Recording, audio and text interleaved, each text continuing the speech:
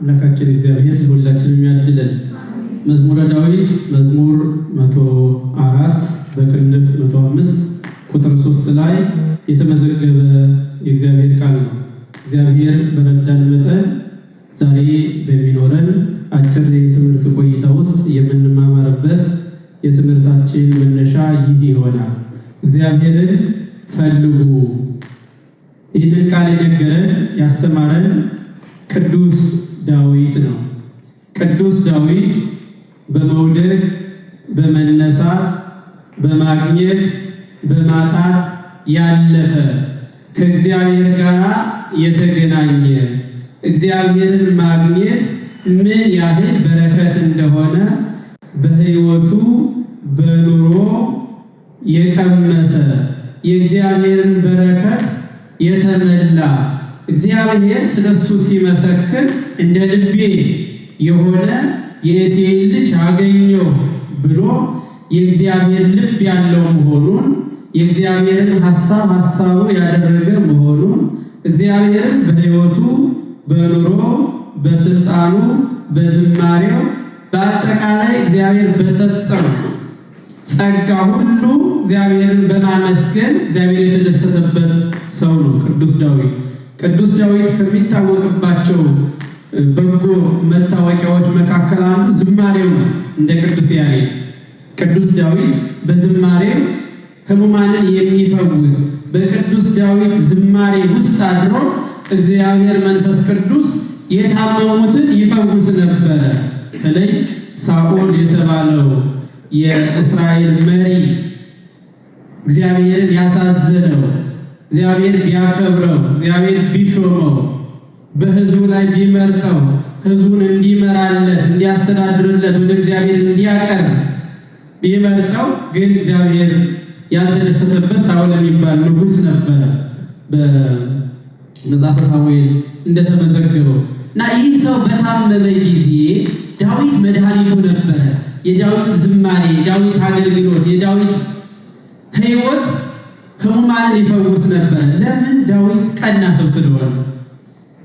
ቅንነት የተመላበት አገልግሎት ከራስ አልፎ ለሌላው መትረፍ ስለሚችል እና ቅዱስ ዳዊት በንስሐ አማካኝነት እግዚአብሔርን ፈልጎ እግዚአብሔርን ጠርቶ ያገኘ ከእግዚአብሔር ጋር የተገናኘ እግዚአብሔር ታሪኩን የለወጠለት ሰው ነው። ከዚህ ተነስቶ በሕይወታችን በኑሯችን እግዚአብሔርን መፈለግ ማቋረጥ እንደሌለብን ሁል ጊዜ እግዚአብሔርን ለመፈለግ የማንታክት የማንሰለች የማናቋርጥ ወደኋላ የማንል መሆን እንዳለብን እና ሁል ጊዜ አመስጋኞች መሆን እንዳለብን በማግኘታችንን በማጣታችንን በየትኛውም የሕይወት ክፍላችን ውስጥ ማመስገን አንዱ እግዚአብሔርን የመፈለግ መንገድ። እግዚአብሔር የሚገኘው በነገሮች ሁሉ በማመስገን እንጂ በማማረር በመሰላቸት ወደኋላ በማለት አለመሆኑን ዳዊት ይናገራል። በዚሁ መዝሙረ ዳዊት መዝሙር 104 ከቁጥር 1 ጀምሮ ግነዩ ለእግዚአብሔር ወጸውዑ ስሙ ይላል። እግዚአብሔርን ጥሩት፣ ለእግዚአብሔር ተገዙ፣ ስሙን ጥሩ። ስሙን በመጥራት ለስሙ በመገዛት ለእግዚአብሔር በመገዛት ሕይወታችሁን በዚህ መንገድ አስተካክሉ ካለ በኋላ ሰብሑ ወዘምሩ ሎቱ፣ እሱ ሁል ጊዜ አመስግኑ። ለምን? ወትከብሩ በስሙ ቅዱስ። እሱ ስታመሰግኑ፣ ስታገለግሉ፣ ስታስቡት ነገር እግዚአብሔርን በሕይወታችሁ በሙሉ ስታስቡና እንደዚያ መኖር ስትጀምሩ ወትከብሩ፣ ትከብራላችሁ፣ በረከት ታገኛላችሁ፣ ሕይወታችሁ ይስተካከላል። እግዚአብሔር እናንተ ይባርካቸዋል። እንድትባረኩ አመስጋኝ እግዚአብሔርን በጸሎት እግዚአብሔርን በስግደት እግዚአብሔርን በሲኢል እግዚአብሔርን ያለማቋረጥ የምትጠይቁ ሁሉ እግዚአብሔር ደግሞ ለሚጠይቁት ለሚለምኑት የማይነሳ የሚሰጥ የሚያይ የሚመለከት እንደሆነ ራሱ ነግሮናል። ዳዊት ምን ይላል? ዘፈጠራው ለዓይን ይለይሉ ይላል። ዓይንን የፈጠረ የማያይ ይመስልሃልን? ማለት ነው። ዓይንን የሰራ እግዚአብሔር አላየኝም እንላለን። ሰውኛው ግን ዓይንን የፈጠረ እኛ እንኳን እናያለን። የተገደበ በቦታ የተወሰነ ሁኔታ አካባቢን እናያለን። አሁን እኛ ከዚህ ቤት ውጭ መንፈሳውያን ካልሆነ የአባቶቻችንን ጸጋ ካላሳደረብን በስተቀር በሰውኛ ማየት አንችልም። እግዚአብሔር ግን ሁለንተናችንን ያውቃል፣ ያያል። ችግራችንን ገና ሳንነግረው ያውቃል። ለዚህ ያለ ዳዊት ይፈትን ልብ በኩልያት እግዚአብሔር ልብንም ኩላሊትን ምን ይላል? ይመረምራል፣ ያያል። ስለዚህ እግዚአብሔር ያያል ብላችሁ አስቡና አመስግኑት። በነገሮች ሁሉ ምናልባት ብትቸገሩ፣ ብትከፉ፣ ብታዝኑ፣ ብታጡ፣ ብትራቡ እግዚአብሔር ስላላያችሁ አይደለም። በዚያ ህይወት ውስጥ እግዚአብሔር እናንተን ማክበር ፈልጎ ሊሆን ይችላል። በድካማችሁ ውስጥ እግዚአብሔር በእናንተ ሊገለጥ ታምሩን፣ ኃይሉን፣ ደግነቱን ሊገልጥ ሊሆን ይችላል። ታስታውሳላችሁ በዮሐንስ ወንጌል ምዕራፍ 9 ላይ ያ የዓይን ምልክት የሌለው ሰው እግዚአብሔር ወደሱ ቀረባልና ወረቀ ምድረ ወገብረ ጽውረ በምራቁ ምራቁን ትፍ ብሎ ለሰውነቱ ጭቃ ቦካ፣ እንደ አምላክነቱ የዓይን ቅርጽ ሰራለት ግንባሩ ላይ። የዓይን ምልክት አልነበረው።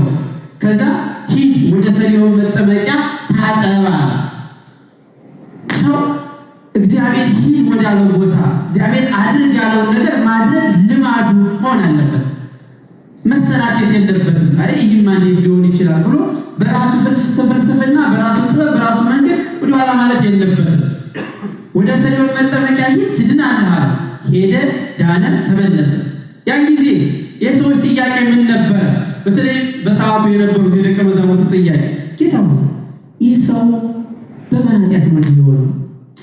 ያንተ ሰዎች እንዴት ነው ስለሌላው ስንናገር ስናስብ በማን ኃጢአት ነው?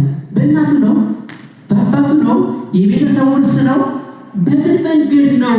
ገና ከመወለዱ ጀምሮ አይን አይደለም የዓይን ምልክት የሌለው ሰው ሆኖ የተፈጠረው ምን ኃጢአት ሰርቼ ነው እንላለን። ብዙ ጊዜ አልሳካል፣ ያሰብነው አልሆነ ያለ መስሎ ሲሰማ የእግዚአብሔር መልስ ምን ነበር? በራሱ ኃጢአት አይደለም፣ ገና ሳይወለድ ኃጢአት ሊሰራ አይችልም። በአባቱም በእናቱም በቤተሰቡ ኃጢአት አይደለም። ነገር ግን የእግዚአብሔር ድንቅ ስራ ይገለጥ ዘንድ ነው። አያችሁ፣ አንዳንድ ጊዜ በመከራችን ውስጥ ስንጸና ስንበረታ የእግዚአብሔር ድንቅ ስራ እንዲገለጥ እግዚአብሔር አይረሳም፣ እግዚአብሔር አይተውም ብለን እንድናስብ ያደርገናልና ምናልባት ችግሮቻችን እግዚአብሔር ታምሩን በችግሮቻችን ውስጥ ላይ ሊሆን ስለሚችል ሰው ሁሉ ጊዜ አመስጋኝ መሆን አለበት። ተስፋ መቁረጥ የለበትም። ሁሉ ጊዜ ወደ እግዚአብሔር መቅረብ አለበት። ለዚህ ነው ዳዊት ወትከብሩ በስሙ ቅዱስ ካለ በኋላ ለይትፈስሐ ልብ ዘይሐስሱ ለእግዚአብሔር እግዚአብሔርን የሚፈልግ ሰውነት፣ እግዚአብሔርን የሚፈልግ ልብ፣ ወደ እግዚአብሔር ለመቅረብ የሚጓጓ ሰው ደስ ይበለው። እግዚአብሔርን ከመፈለግ በላይ የለም። ሰው እግዚአብሔርን ካገኘ ሁሉን አገኘ ማለት ነው።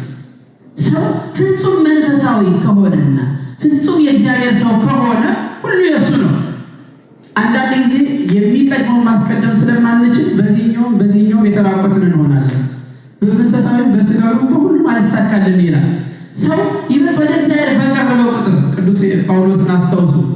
ሰዎች በሰውኛ ስለሚመለከቱት የእሱን ፍጹም ሀብት ማየት ስጋውያን ስለማይችሉ እንደ ድሃ እንደ ቦዘኔ ዝም ብሎ ክርስቶስን በመስለው ብቻ እንደ ስራ ፈት የሚያዩት ሰዎች ነበሩ እና ጸጋውን ሀብቱን እግዚአብሔር ያደረገለትን ውስጡ ባለጠጋ እንደሆነ ምንም የጎደለው ነገር እንደሌለ ሲያስረዳ ምን አለ?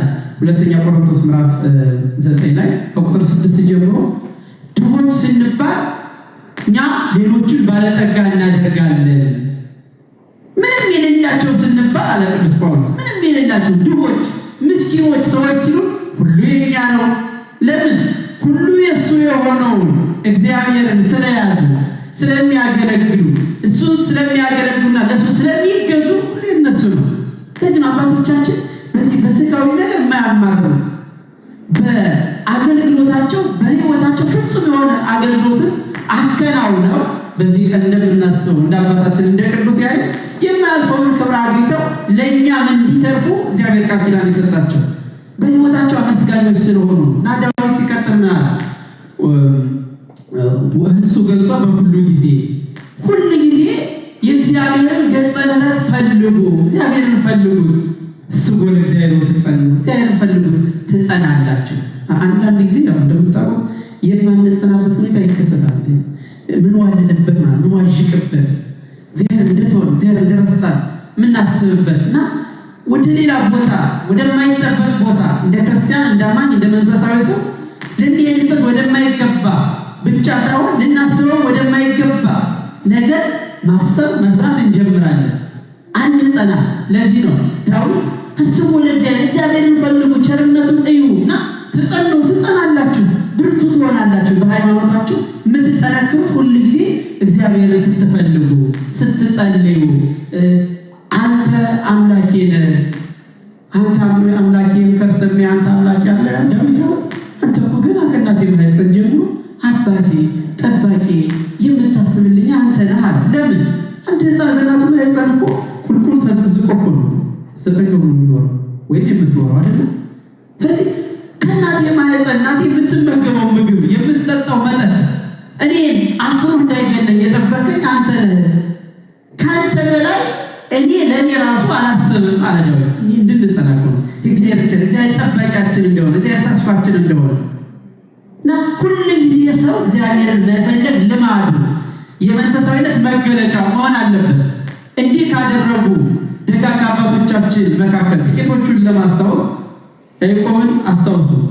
ያዕቆብ ስደተኛው ከቤቱ ወጥቶ ከይስሐቅ ቤት በተሰደደ ጊዜ ወደ ላባ ባደረገው ጉዞ ብቻውን ባጠገቡ ማንም እንደሌለው ብቸኛ እንደሆነ በተሰማው ጊዜ ያደረገውን በጎ ስራ አስተውሉ።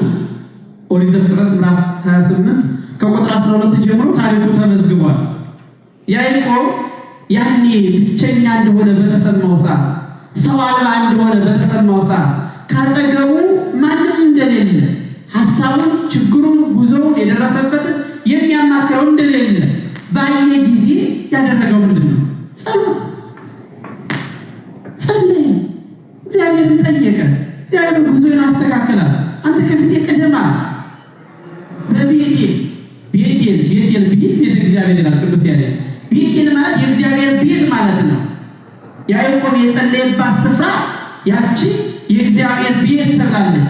የያዕቆብ የተሰማባት ስፍራ እና ያዕቆብ እግዚአብሔርን ጸሎቱን ሲሰማለት እና ሲቀበል መሰላል ከምድር እስከ ሰማይ ተተክሎ የጸሎቱ መሰማት ውጤት ተመለከተ እና ከላይ በዙፋኑ ላይ ልዑል እግዚአብሔር በግርማው ተቀምጦ መላእክቱ ሲወጡ ሲወርዱ ተመለከተ። ሐዲስ ኪዳን አስቀድሞ ተመለከተ። ያቺ መሰላል እመቤታችን ምሳሌ ናት። አንቱ ውስጥ ዘር ያዕቆብ ይላታል ቅዱስ ኤፍሬም። ያዕቆብ በፍኖተ ሎዛ የተመለከተች ያቺ መሰላል መላእክት ሲወጡ ሲወርዱባት ያያት ያቺ መሰላል እኮ አንቺ ነሽ። እኛ ከእግዚአብሔር ጋር እንድንገናኝ እግዚአብሔር ከእኛ ጋር አንድ እንዲሆን ምክንያት የሆነች መገናኛችን አንቺ ነሽ እያለ ቅዱስ ኤፍሬም ያቺ መሰላል የእመቤታችን ምሳሌ እንደሆነች ይዘምራል። እና ያዕቆብ በችግሩ ሰዓት ያደረገው ጸሎት ቅድመ እግዚአብሔር ደረሰ። በምስጋና መልክ እግዚአብሔርን ስለጠየቀ ሌላ ስፍራ አልሄደም። እና ስለዚህ ስንቸገር ስናጣ ማድረግ ያለብን ነገር ቢኖር ወደ እግዚአብሔር መቅረብ፣ ሁሉ ጊዜ ወደ እግዚአብሔር መቅረብ ያለ መሰልቸት። እግዚአብሔር ከእናታችን ከነበደላችን ሲያኖረን ሳይሰለችን እኛ እግዚአብሔር እንዴት እንሰለቸዋለን? እንዲህ ቅዱስ ያሬድ ወልድ ከባት ያበሳ ይላል። እግዚአብሔር እኮ አበሳን ኃጢአትን የሚሸሽግ እኮ የሚደብቅ፣ ልክ እናት ልጇን በተለይ ሕፃናትን ሰው እንዳያይባት ድብቅ አድርጋ እንደምታሳድገው ሁሉ ንስሐ እስክንገባ ድረስ እስክንመለስ ድረስ እስከ አመ ይስሐለነ ይቅር እስኪለን ድረስ ሁሉ ጊዜ በደላችንን ሸፍኖ በቤት ውስጥ እየተመላለስን እንድንኖር የሚያግዝ ቃሉን በመስማት እንድንጸጸትና ወደ ልቡናችን እንድንመለስ የሚያግዘን አምላካችን እኮ ነው። ሰው በአምላኩ እንዴት ተስፋ ይቆርጣል? ሰው ከእግዚአብሔር እንዴት ይርቃል? ከእግዚአብሔር ርቆ ሲሄድ ልሄድ አይቴ ማህበር መንፈስ ጋር ዳዊት መዝሙር 132 ላይ ከአንተ የት እሄዳለሁ? ከአንተ ርቄ ምን ስላገኛል? ለዚህ ነው ዳዊት የአባቶቹን ታሪክ የአባቶቹን ሕይወት እሱም ያለፈበትን በጎ ጎዳና እግዚአብሔር እንዴት እንደረዳው እግዚአብሔር እንዴት እንዳከበረው ማስታወስ እግዚአብሔር ፈልጉት ትጸናላችሁ። ብትሰደዱ፣ ብታጡ፣ ብትታረዙ፣ ብትቸገሩ፣ ስራም ቢጠፋ በየትኛው ሁኔታ ውስጥ እግዚአብሔርን ፈልጉት። እግዚአብሔርን ከመጠየቅ ከማመስገን ከመዘመር ከመጸለይ አታቋርጡ። ያላቋረጡ ያመሰገኑ ሰዎች እንደከበሩ ዋጋ እንዳገኙ በቅዱስ መጽሐፍ ተጽፏል። የነሱ አባት የኛም አባታችን ነው። የነሱ አምላክ የኛም አምላካችን ነው። እነሱን የሰማ እግዚአብሔር እኛን ይሰማናል። ይህ እምነታችን ነው። ያለ እምነት እግዚአብሔርን ማስደሰት አይቻልም ማለት ነው ቅዱስ ጳውሎስ። ካላመንን አይሆንም። ካመንን ግን የአባቶቻችን አምላክ አያሳፍርም። ይህ ማመን አለብን። እዚህ መጽናት መበርታት አለብን። አብርሃምን አስታውሱት። አብርሃም ከዘመዶቹ ከቤተሰቦቹ በተድላ በደስታ ይኖር የነበረ ሰው ነው። ዘፍጥረት 12 ስንመለከት እንደምናነበው። ነገር ግን እግዚአብሔር በጠራው ሰዓት አብርሃም ውጣ ሲባል ወጣ። እግዚአብሔርን ተከተለ፣ እግዚአብሔርን አዳመጠ፣ እግዚአብሔርን ሰማ። ከጊዜያዊ ነገሩ ከሚያጣው ነገር በላይ እግዚአብሔርን ተከትሎ የሚያገኘውን አሰበ። ተሰደደ። ስለዚህ ምናልባት መከራው እኛ ስላልጠበቅነው እኛ ስላላሰብነው ይሆናል። እግዚአብሔር ግን ከመከራው በኋላ ያለውን እግዚአብሔር ለኛ አዘጋጅቷል። እንዲህ ማመን አለብን። እንደ ክርስቲያን በተለይ በስደት ዓለም ስንኖር እንደዚህ ጽኑዓን ልንሆን ይገባል። አማኞች ዮሴፍ ተሰደደ፣ ለዛውም በወንድሞቹ። እንደኛ እኮ ምግብ ፍለጋ ለውጥ ፍለጋ አንዴ ተሰደደው ያለ ፍላጎቱ ያለ ዓላማ ያለ እቅዱ የሚወደውን አባቱን ሳይሰናበተው ቻው ሳይለው አባትዬ እመጣለሁ ሳይለው እኮ ነው የተሰደደው። ወንድሞቹ ምቀኝነት። ለዚህ እኮ ነው ኢትዮጵያዊው ሊቅ አባታችን ቅዱስ ጊዮርጊስ ዘጋስጫ እንደ አባታችን እንደ ቅዱስ ያሬድ በተለይ ስለ እመቤታችን በስፋት የመዘገበልን የጻፈልን ነገረ ክርስቶስን በስፋት የገለጠው ዮሴፍ ተሰቀ ከመይስ ፍርቲሳይ ለሕዝብ እግዚአብሔር ቸር ስለሆነ ግብፃውያን እንዲራቡ እንዲጠሙ በረሃብ እንዲቀጡ ስለማይፈልግ ዮሴፍን አስቀድሞ እንዲሸጥ አደረገው። ዮሴፍ ብቻ ግን አይደለም የተጓዘው፣ ከዮሴፍ ጋር እግዚአብሔር አብሮ ተሸጠ ይላል። አንዳንድ ጊዜ መሰደዳችን፣ መውጣታችን፣ መከራችን ለጊዜው የሚገጥመን ፈተና ለሌላው በረከት የመዳን ምክንያት የመኖር ምክንያት ልንሆን ይችላል። ያው በተለይ በዚህ አካባቢ እንደምታውቁ አንዳንዶቹ ከራሳቸው ይልቅ ለሌላው የሚኖሩት የዮሴፍ መከራ ለወንድሞቹ ለመኖር ነው። እነሱ እሱን ለመጉዳት ብለው አደረጉ። አንዳንድ ጊዜ አቀደል ሊሆን ይችላል እኮ የምንጓዘው የምንሄደው በአንዳንድ ጉዳዮች በጠበቅናቸው ባልጠበቅናቸው ጉዳዮች ካሰብንበት ካለንበት ካቀድንበት ወደ ሌላ ስፍራ እንንቀሳቀሳለን። ግን እግዚአብሔር እንቅስቃሴያችን ለበረከት አድርጎት ሊሆን ይችላል። ለማመን ያስፈልጋል። በየትኛውም ህልውናችን በየትኛውም ኑሯችን ውስጥ እግዚአብሔር ስለፈቀደ ነው የሚል እምነት ያስፈልጋል። እና ዮሴፍ ተሸጠ፣ ወደ ጲጥፋራ ቤት ገባ። የጲጥፋራ ቤት እግዚአብሔር በዮሴፍ አማካኝነት ባረከለት። ግን ከዛ በኋላ የጲጥፋራ ሚስት ዮሴፍን በክፉ ምኞታ ተመኘችው። መልካም እየሰራ ተወዳጅ ሆኖ እያለ እንደገና ደግሞ ሌላ ፈተና መጣበት። እንዲህ አይነት ፈተናዎች እኮ በእኛ ውስጥ ይከሰታሉ። ከሀገር እንወጣለን፣ ስራ እንገባለን። የገባንበት ስራ ደግሞ ከሃይማኖታችን፣ ከቋንቋችን፣ ከባህላችን፣ ከህልውናችን ውጭ የሆነ ነገር ሊገጥመን ይችላል። ልፈተን እንችላለን። እንግዲህ ከዚህ በላይ ቤት ሄዳለሁ እንደ ሀገር ልሆን እንጂ እንደ ሰው ልሆን እንጂ ደግሞ ይናጥቼ ስራዬን ከምፈታማ እንግዲህ አይባልም። መጽናታ ዮሴፍን መምሰል አለበት። ሰው ለሃይማኖቱ የትኛውን ዋጋ መክፈል ካለበት መክፈል አለበት። እግዚአብሔር የሚፈልግ ሰው እግዚአብሔር ሊሰማው የሚፈልግ ሰው እግዚአብሔርን በትክክል በሕይወቱ መስማቱን ማረጋገጥ ይገባዋል። ዮሴፍ አሰበ። ልባ ወደ ራሱ ተመለሰ። አሁን ይህንን ነገር ባደርገው ሰው አያይ፣ ግን እኮ ሰው ባያይ ማን ያላል አላችሁ? ማን ያል? እግዚአብሔር ያየኛል። የጲጥፋራ ሚስት ሰው እንደሌላ አይታል። ዮሴፍ ግን የሚታየውን ብቻ ሳይሆን የማይታየውን እግዚአብሔርን ሁልጊዜ የሚያይ ሰው ነው። ሰው ሁልጊዜ እንደሚያስብ ከሆነ ከችግሩ በላይ መሆን ይችላል። ለምን? ከሚታየው መከራ በላይ የማይታየው እግዚአብሔር እሱን እንደሚጠብቀውና የእሱን ሕይወት እንደሚከባከብ ስለሚያምን ከኔ በላይ ለእኔ እግዚአብሔር ያስባል። ወዘን በለምሳሉ የቡቶ ተነዘን ፈቃድ አለ ቤተ ክርስቲያናችን ሳንለምነው የሚያስፈልገንን ከፈቃዱ የተነሳ የሚሰጠን አምላካችን በማለት እኮ ነው የእግዚአብሔርን ተስፋ ሰጭነት የምታረጋግጥልን። እንዲህ ማመን ያስፈልጋል። እግዚአብሔር ያየኛል፣ ተሰድጄ በስደት ሀገር የጠበቀኝን አምላኬን ያከበረኝን አምላኬን እንዴት አድርጌ እበድለዋለሁ? እንዴት አድርጌ በዚህ በጊዜያዊ ስሜት ይህ እግዚአብሔር ለውጠዋል ማለት አይሆንም። የሚደርስበትን መከራ አጥቶታል። እሱን ማሰብ ተስኖታል። ከመከራው በላይ እግዚአብሔርን ቢያስብ እግዚአብሔርን በማሰብ ውስጥ የሚገኝ እና የሚመጣ መከራ በረከት እንደሆነ ስለሚያምን ነው። እና በዚያ ምክንያት የደረሰበትን ስቃይ ሁላችንም እናውቃለን። ታሰረ፣ ተሰቃየ፣ ተንገላታ። ከዛ አሁንም ህልም ፈቺ ሆነ በመከራው። እግዚአብሔርን ፈልጉ ትጸናላችሁ ታገኛላችሁ አለ ቅዱስ ዳዊት። ከብዙ መከራ በኋላ ኦሪት ዘፍጥረት ምዕራፍ 41 ከቁጥር 53 ጀምሮ ስንመለከት ዮሴፍ ወደ ግብፅ ሀገር የተሸጠበትን ምክንያት በዝርዝር እናገኛለን። የተሸጠው ዮሴፍ፣ ወንድሞቹ የጠሉት ዮሴፍ፣ የጲጥፋራ ሚስት ያስገደለችው ዮሴፍ አሁን የግብፅ ሀገር መሪ ሆነ።